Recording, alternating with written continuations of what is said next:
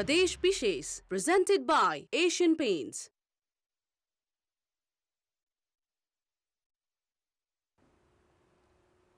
प्रदेश विशेषमा आज हामीसँग हुनेछ बजेट सक्न मध्य प्रदेशमा कामको हतारो, गुणस्तर कमजोर, अनियमितताको आशंका। जोखिम कम गर्न मेलम्चीका 3 स्थानमा पूर्व सूचना प्रणाली जडान, स्थानीयलाई राहत।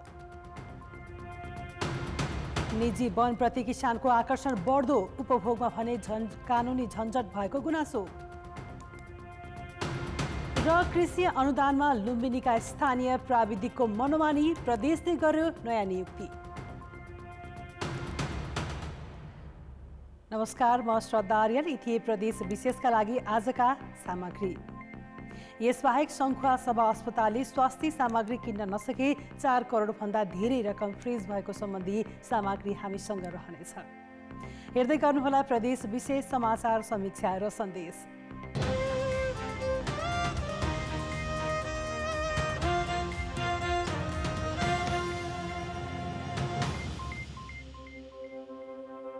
सुरुमा प्रदेश संक्षेप।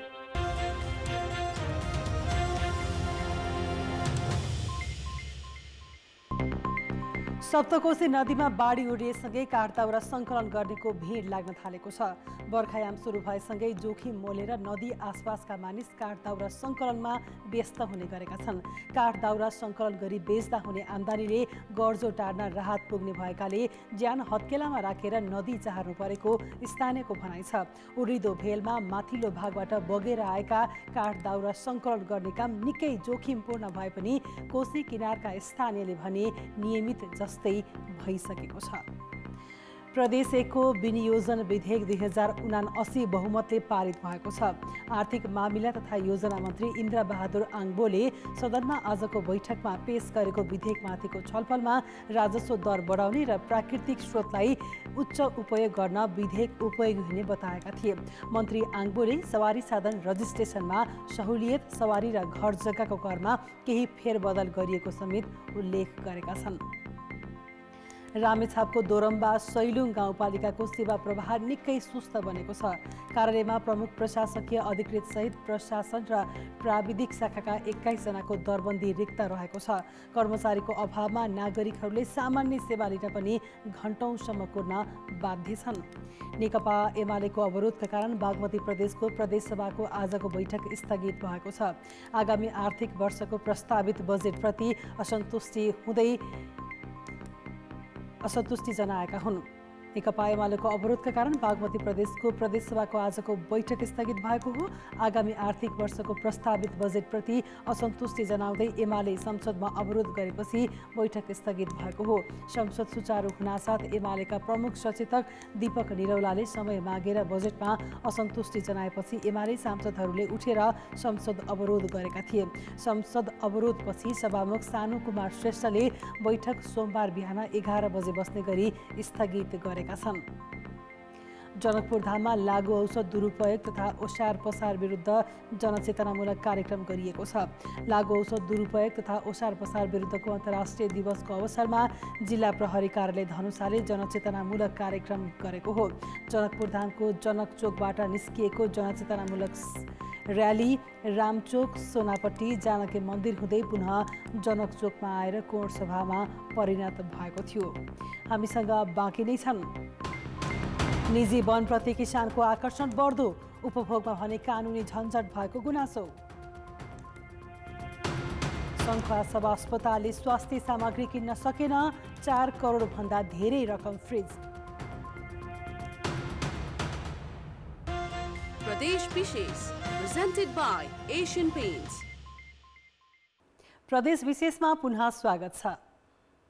संघीय सरकारले संसदीय विकास कोषको रकम कटौती गरेको छ, तर मध्य प्रदेश सरकारले प्रत्येक सांसदलाई बाँडेको योजनाको काम आर्थिक वर्षको अन्त्यमा हतारमा भइरहेको छ। यस्तै भौतिक पूर्वाधार निर्माणको गुणस्तरमा मात्र प्रश्न उठाएको छैन, अनियमितता पनि हुने गरेको छ। मध्य प्रदेशको समानुपातिक प्रदेशसभा सदस्य शिवचन्द्र चौधरी विगत 3 वर्षदेखि आफ्नै गाउँको शमशानघाट निर्माणमा निर्वाचन क्षेत्र विकास कार्यक्रमको रकम खर्च्दै आएका छन्। लाखौं खर्चेर यहाँ निर्माण गरिएका पर्खाल भने भत्किने अवस्थामा छ। पछाडिपट्टिको माटो चाहिँ खेतवालाले झिक दिएर त्यो आली नै झिक दियो। त्यसले गर्दाखेरि अनि माथिको अर्थ प्रेसरले गर्दाखेरि त्यो वाल अलिकति टिल्ट भयो। त्यसलाई अहिले चाहिँ मर्मत हामी गर्छौँ। धनुषाको नगरायणमा रहेको यस शमशान घाटलाई व्यवस्थित गर्न आफ्नै सहोदर भाइलाई उपभोक्ता समितिका अध्यक्ष बनाई सांसद चौधरीले यस वर्ष पनि 43 लाख रुपियाँ उपलब्ध गराए। गुणस्तरीय कामभन्दा पनि संसदीय विकास कोषको रकम जसरी पनि खर्चिने मानसिकताले स्तरीय काम हुन सकेको छैन। फेरि मतलब त्यसलाई रिमर्मत गर्नु पर्यो भने त त्यहाँ त फेरि मतलब केही न केही त मतलब खर्च त यसमा हुन्छ, तर त्यतिखेर नै प्राविधिक त्रुटि भयो कि। यो एउटा उदाहरण मात्र हो। मध्य प्रदेशकै प्रत्यक्ष तथा समानुपातिक प्रदेशसभा सदस्यहरूले पाउने 3 करोड र 1 करोडको बजेट आफू निकटका नेता तथा कार्यकर्ताहरूलाई बाँडेर रकम कुम्ल्याउने काम मात्र भएको देखिन्छ। असारको अन्ततिर हतारमा हुने कामको मूल्याङ्कन गर्ने प्राविधिकहरूले पनि गुणस्तरहीन कामलाई निकासा दिने गरेका छन्। अनुगमन गरेर त्यो काम सुधार गर्नेतर्फ पहिला मौखिक मान्नु भएन भने हामी प्रदेश सभा सदस्यज्यूलाई समेत पत्रचार गर्नेछौँ। सांसदहरूले आफ्नो पहिचान तथा पार्टीको नामलाई आधार मानेर भोट ब्याङ्कको रूपमा प्रयोग गर्दै आएका यस्ता टुक्रे योजनाहरूबाट स्थानीयले विकासको अनुभूति गर्न पाएका छैनन्। कान्तिपुर समाचारका लागि अमरकान्त ठाकुर, जनकपुरधाम, धनुषा। गत वर्षको बर्खाका बेला सिन्धुपाल्चोकको मेलम्चीमा बाढीले ठूलो जनधनको क्षति पुग्यो। यस वर्ष पनि जोखिम उस्तै छ, तर यसपटक मेलम्ची क्षेत्रको 3 स्थानमा पूर्व सूचना प्रणाली साइरन जडान गरिएको छ। गत वर्ष झैँ यस वर्ष पनि हुन सक्ने मेलम्ची खोलाको बाढीको सम्भावित जोखिमबाट सचेत गराउन तालामाराङ, मेलम्ची बजार र बाहुनीपाटी बजारमा साइरन जडान गरिएको हो।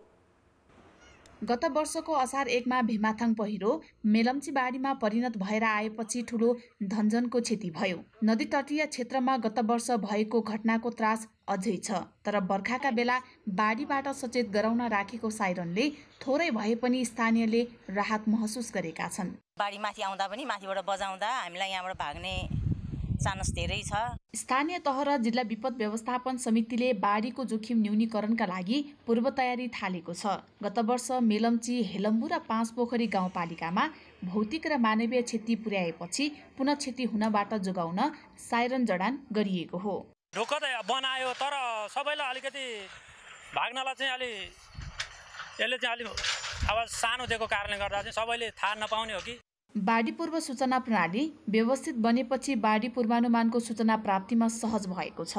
यन्त्रबाट जल तथा मौसम विज्ञान विभागले जारी गर्ने मौसम पूर्वानुमान सम्बन्धी सूचनाका साथै मेलम्ची र एङ्ग्री लार्के खोलाको बहावको अवस्थाबारे जानकारी लिने गरिएको छ। केन्द्रबाट प्राप्त हुने सूचनालाई नदी तटीय क्षेत्र तथा विपद जोखिम क्षेत्रका नागरिकलाई पूर्व सूचना दिन सहज भएको छ। तालामाराङ, मेलम्ची र बाहुनीपाटी 3 ठाउँमा राखेको र त्यो चाहिँ त्यहाँको नागरिकहरूलाई भोलि बाढीको कारणले कहीँ कतै क्षति नपुग्नको लागि चाहिँ हामीले उहाँहरूलाई सूचना प्रवाह गर्नको लागि चाहिँ राखियो। हेलम्बुको तिम्बु, किउल, चनौटे र ग्याल्थुम, मेलम्चीको तारामाराङ, मेलम्ची र बाहुनेपाटी बाढीको उच्च जोखिममा छन्। जिल्ला विपद व्यवस्थापन समिति र सुरक्षा निकायले नदीको बहाव निगरानी गर्ने गरेका छन्। नदीले सतर्कता तह पार गर्ने बित्तिकै साइरन बज्दा प्रभावित क्षेत्रका स्थानीयलाई सुरक्षित हुन केही सहयोग पुगेको छ। कान्तिपुर समाचारका लागि कमला पाखरिन, मेलम्ची, सिन्धुपाल्चोक। सुदूरपश्चिम प्रदेशमा पनि निजी वनमा किसानको आकर्षण बढ्दैछ।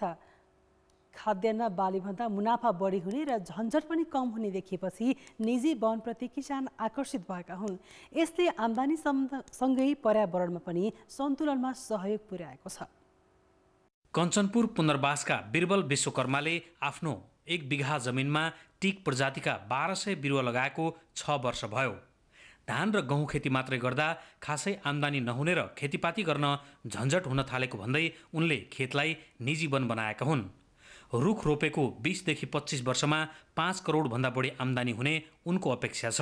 खेतीपातीमा चाहिँ धेरै झन्झट हुन्छ, बिरुवामा त्यति झन्झट पनि नहुने, आम्दानी पनि बढी हुने। रेसियोमा हेर्दाखेरि नै आम्दानी नै बढी हुन्छ। यसको पर्यावरणको पनि राम्रो भयो।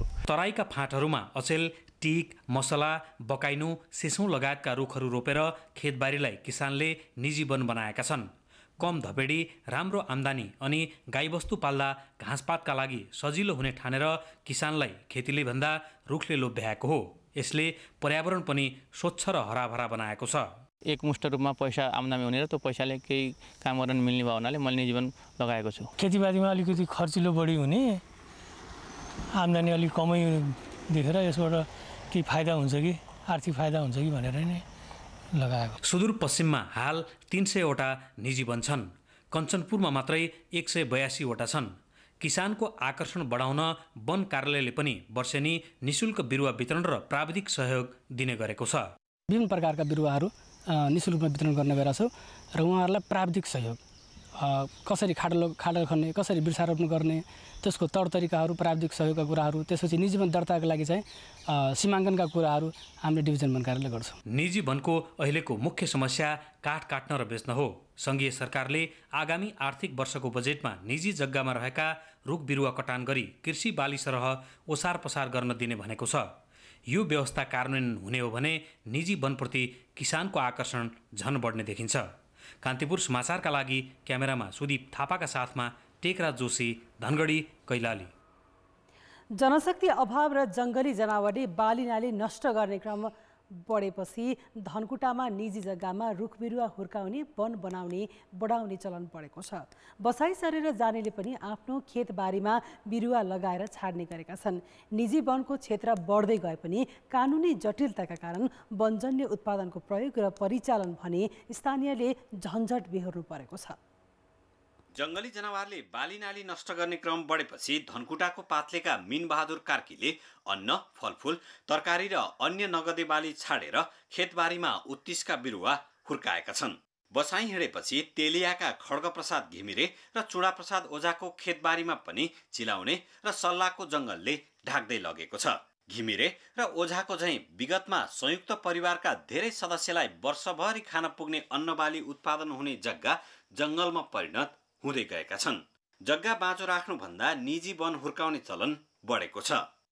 तरकारी खेतीको लागि मात्रै चाहिँ राखेर अन्नबाली त प्रायः जसो निबिटन्न नै भएको अवस्था छ। रुख लगाएको छ। खेतबारीमा काम गर्ने जनशक्ति अभाव, बसाई सराई र जङ्गली जनावरको उपद्रवले बालीनालीको विकल्पमा निजी वनको क्षेत्र तथा वनजन्य उत्पादन बढेको छ। तर प्रयोग र परिचालन सजिलो छैन। जिल्लाभन्दा बाहिर निकासी गर्ने सवालमा राज्यले लिनुपर्ने राजस्वहरू लिएर सम्पूर्ण जाँचबुझहरू भइसकेपछि डिभिजन वन कार्यालयले छटपुर्ची दिएर स्थानान्तरण इजाजत दिएर बाहिर गएको अवस्था रहेको छ। वन ऐन 2076ले वन पैदावार सङ्कलन र ओसार पसारका लागि सरकारी अनुमति अनिवार्य गरेको छ। छानबिन, सार्वजनिक सुनवाई, मुचुल्का, छपान र कटान आदेश लगायतको लामो कानुनी प्रक्रियाले निजी जग्गाकै रुख काटेर बेच्न र प्रयोग गर्न पनि अप्ठ्यारो परेको स्थानीयको गुनासो छ। आफ्नो निजी नम्बरी जग्गामा लगाएका कुनै पनि जातका काठहरूलाई सहज रूपमा नेपालका कुनै पनि ठाउँमा लगेर बेच्न पाउनुपर्छ भन्ने नै हो। वर्षौं लगाएर निजी जग्गामा हुर्काएका रुख काटेर अन्न र नगदे बाली सरह आवश्यक परेको बेला प्रयोग र परिचालन गर्न पाउनुपर्ने स्थानीयको माग छ। वन पनि जोगिने र मौलिक हकमै रहेको व्यक्तिगत सम्पत्ति उपयोग र परिचालन गर्न पाउने सहज कार्यविधि तयार गर्नु आवश्यक देखिन्छ। कान्तिपुर समाचारका लागि विनोद घिमिरे, धनकुटा। प्रदेश विशेष प्रेजेन्टेड बाय एशियन पेन्ट्स। प्रदेश विशेषमा पुनः स्वागत छ। लुम्बिनी प्रदेश सरकारले सञ्चालन गरेका कृषि तथा पशुपक्षी तर्फका अनुदानका कार्यक्रममा स्थानीय तहका प्राविधिकले किसानसँग अतिरिक्त पैसा असुल्ने गरेको पाइएको छ। स्थानीय तहका प्राविधिकले रकम असुल्न नछाडेपछि प्रदेशको कृषि मन्त्रालयले 12 जना प्राविधिक करारमा नियुक्त गरेर निशुल्क सेवा प्रवाह गर्न थालेको हो।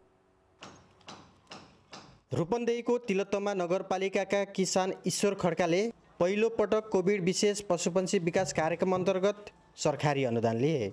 50% लागत साझेदारी भएकाले अनुदानको 50,000 सहित थप 50,000 लगानी गरे। काम सकिएको कागजपत्र तयार पार्दा सरकारी प्राविधिकबाट अनुमानित लगत निकाल्नुपर्छ। तर त्यसका लागि स्थानीय तहका प्राविधिकलाई 5,000 बुझाउनु पर्यो। भेटनरीले अब इन्जिनियर थियो पठाइदिन्थे भन्ने अलि सजिलो हुन्थ्यो। होइन, अथवा नगरले अथवा ओडाले पठाइदिन्थ्यो भने सजिलो हुन्थ्यो। अब ओडाले त थाहा छैन हामीलाई, अब यो त बनाएको लाग्छ भन्छ। अनुदानका कार्यक्रममा आयकर सहित थप 4% रकम त काटिन्छ नै। प्राविधिकलाई पैसा बुझाउनु पर्दा खास किसानलाई अनुदान महँगो र झन्झटिलो बनेको छ। प्राइभेट इन्जिनियरले भएन, सरकारी इन्जिनियर चाहियो। सरकारी इन्जिनियर दिँदाखेरि चाहिँ यहाँ चाहिँ हामी अब त 2 लाख रुपियाँ पाउने हामीले जिल्ला सरकारबाट, त्यहीबाट पनि 8-10 हजार रुपियाँ गयो भने त हामीलाई त के पो लाभ भयो यहाँ त। यही आर्थिक वर्षमा 3 पटकसम्म चाहिँ हामीले चाहिँ पत्र पठाइएको छ। यसरी चाहिँ अनुदानका कार्यक्रम परिचालन हुन लागिरहेको हुनाले इन्जिनियरिङ लगायत अन्य चाहिँ समय र सहयोगको लागि भनेर लेखेकै छौँ। हामीले 16वटै पालिकालाई लेखेका छौँ। त्यो लेख्दा पनि अतिरिक्त चाहिँ हाम्रो चाहिँ काम हो, त्यो हुनाले हामीलाई चाहिँ पैसा लाग्छ भने अहिले चाहिँ उहाँले भकाभक पैसा लिँदै चाहिँ काम गरेको अवस्था चाहिँ छ अहिले। प्राविधिकहरूले लिने अतिरिक्त रकमको कुनै लेखाजोखा हुँदैन। अतिरिक्त काम बनेर आफू खुसी रकम लिने गरेका छन्। किसानलाई स्थानीय सरकारले सहजीकरण नगरेपछि प्रदेशको कृषि मन्त्रालयले 12वटै जिल्लामा प्राविधिक सेवाका लागि जनशक्ति करारमा राखेको छ। कान्तिपुर समाचारका लागि भुवन पाण्डे, भैरहवा, रूपन्देही। जिल्ला अस्पताल सङ्घुवा सभामा अत्याधुनिक सामग्री खरिदका लागि आएको 4 करोड 45 लाख बजेट फ्रिज भएको छ। कर्मचारी र व्यवस्थापन पक्षबीच तालमेल नमिल्दा सिटी स्क्यानका लागि आएको 3 करोड रुपैयाँ, अस्पताल स्तर उन्नतिका लागि आएको 1 करोड रुपैयाँ, ल्याबको सामग्री खरिदका लागि आएको 20 लाख र ब्लड ब्याङ्कका लागि आएको 25 लाख रुपैयाँ फ्रिज भएको अस्पताल प्रशासनले जनाएको छ। अस्पतालका निमित्त प्रमुख पङ्कज गुप्ता तालिमका लागि जिल्ला बाहिर गएपछि अस्पतालले समयमै टेन्डर सूचना प्रक्रिया अघि बढाउन नसक्दा ठूलो रकम फ्रिज भएको हो। चितवनको पर्यटकीय क्षेत्र सौराहा स्थित एक हात्तीसारमा बिरामी अवस्थामा रहेको पोथी हात्ती काजल कलीको मृत्यु भएको छ। 1 साताभन्दा बढी समयदेखि ढलेकी काजल कलीको आज अपराह्न मृत्यु भएको हो। केही महिनाको अवधिमा काजल कली 3 पटक ढलेकी थिइन्। पछिल्लो समय काजल कलीमा खाएको पचाउन नसक्ने समस्या रहेको थियो। प्रदेश विशेष अहिलेलाई सकियो। कान्तिपुर टेलिभिजन हेर्दै गर्नुहोला। नमस्ते।